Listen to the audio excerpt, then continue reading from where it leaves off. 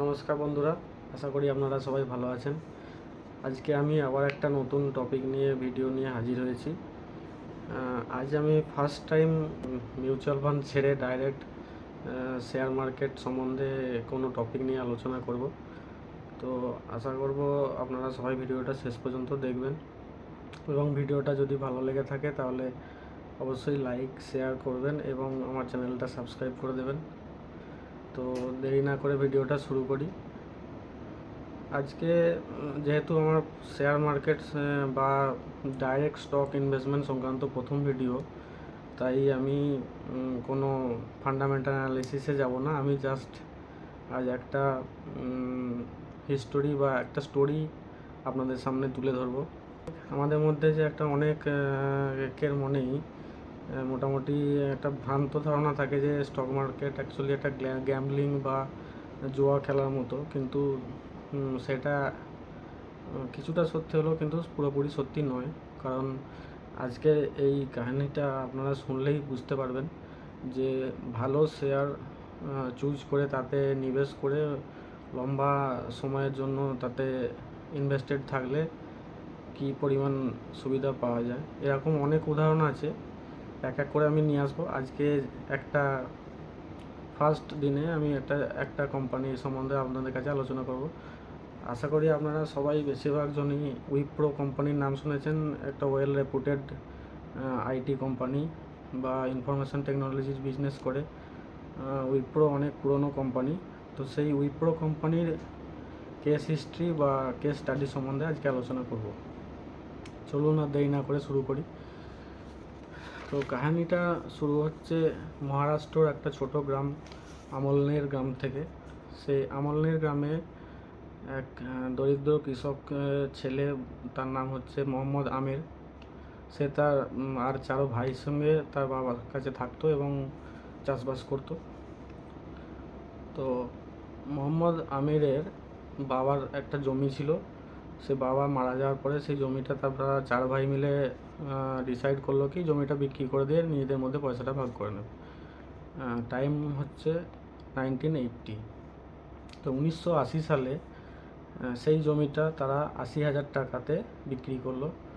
করে তাহলে তারা 4 ভাই ছিল, তো কি হলো না 4 জনের ভাগে 20,000 টাকা করে পেল। তো সবাই নিজেদের মধ্যে ভাগ করে নিল। তো মোহাম্মদ আমিরের ভাগে পড়লো 20,000 টাকা। এবার আসল কাহিনীটা এর পরের থেকে শুরু হচ্ছে।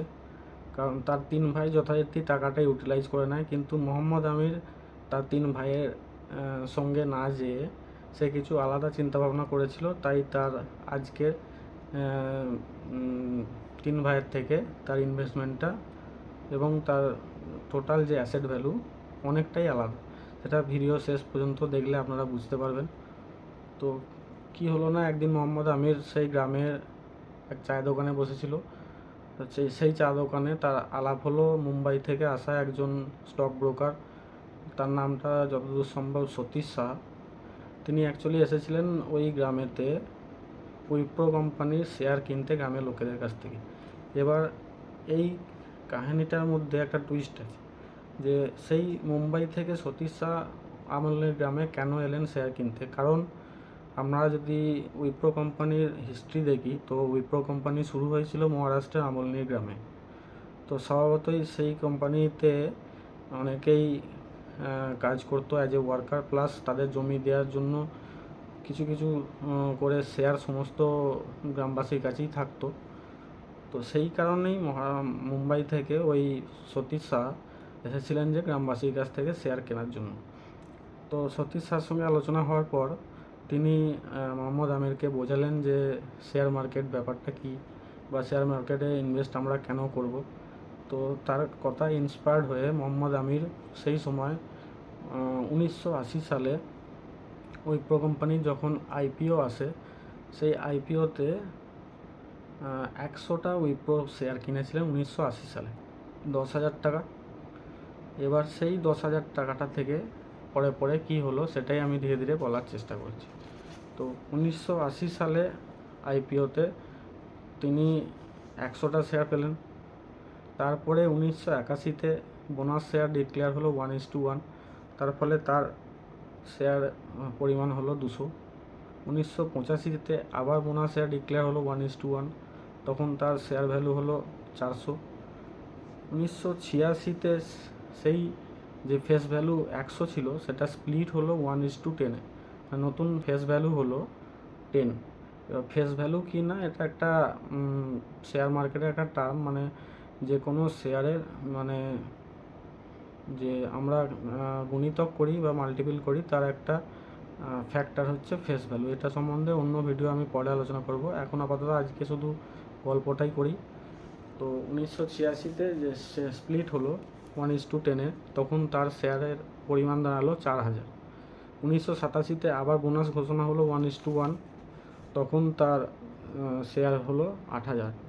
এইভাবে আবার 1999-তে স্প্লিট হলো, যে শেয়ারের ফেস ভ্যালুটা ছিল 10, সেটা স্প্লিট হয়ে ফেস ভ্যালু হলো 2, তার মানে একটা শেয়ার 5 গুণিতক মানে স্প্লিট হলো। তখন তার 1999-এ তার টোটাল শেয়ার ভ্যালু হলো, মানে শেয়ার কোয়ান্টিটি হলো 9,60,000।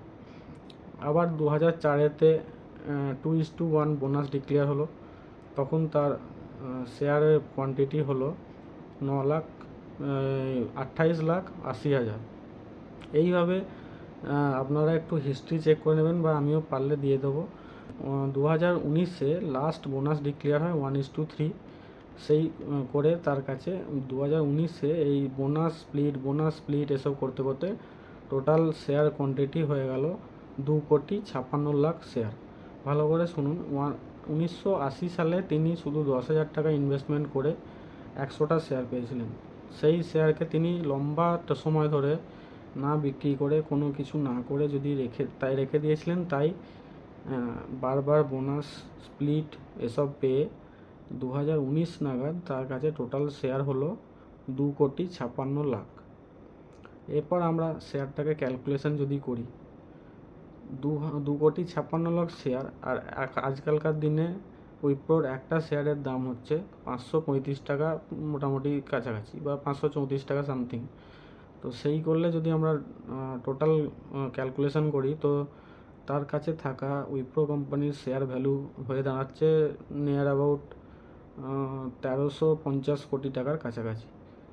তো বুঝতেই পারছেন যে লম্বা সময় মানে প্রায় ধরে নিন 40-45 বছর রেখে দেওয়ার ফলে তার কাছে 10,000 টাকার ইনভেস্টমেন্টটা এতটা মাল্টিপল হয়ে বেড়ে উঠেছে। এবার এটাই শেষ নয়, এরপরেও আছে। সেটা কি না, আমি তো এখন পর্যন্ত শুধু ডাইরেক্ট শেয়ারের ভ্যালুটা গুণিতক করে আপনাদের বলেছি।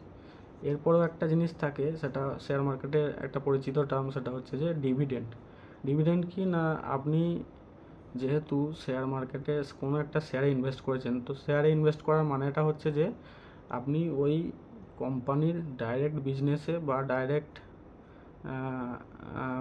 লাভ ক্ষতির পার্টনার হয়েছেন, কিছুটা পার্সেন্টেজে পার্টনার হয়েছেন।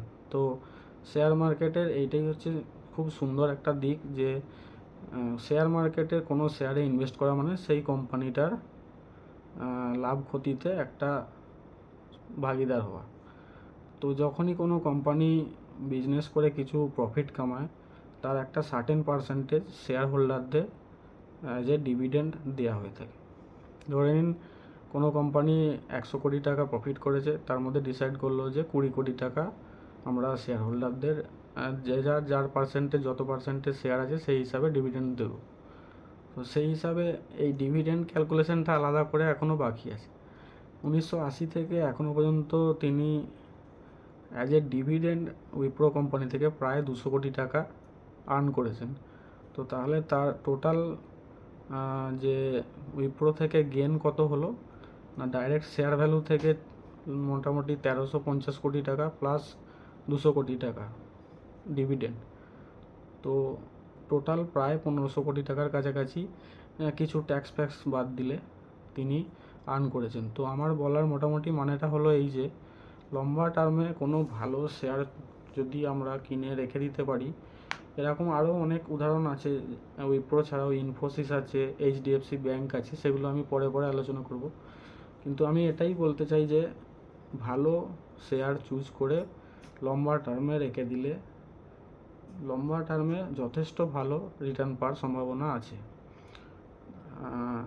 যারা যত বড় বড় ইনভেস্টার আছেন তারা আপনারা যদি একটু রিসার্চ করে দেখেন তো দেখবেন যে ট্রেডিং করার থেকে তারা বেশি ইনভেস্টমেন্ট করার দিকে প্রেফার করেন।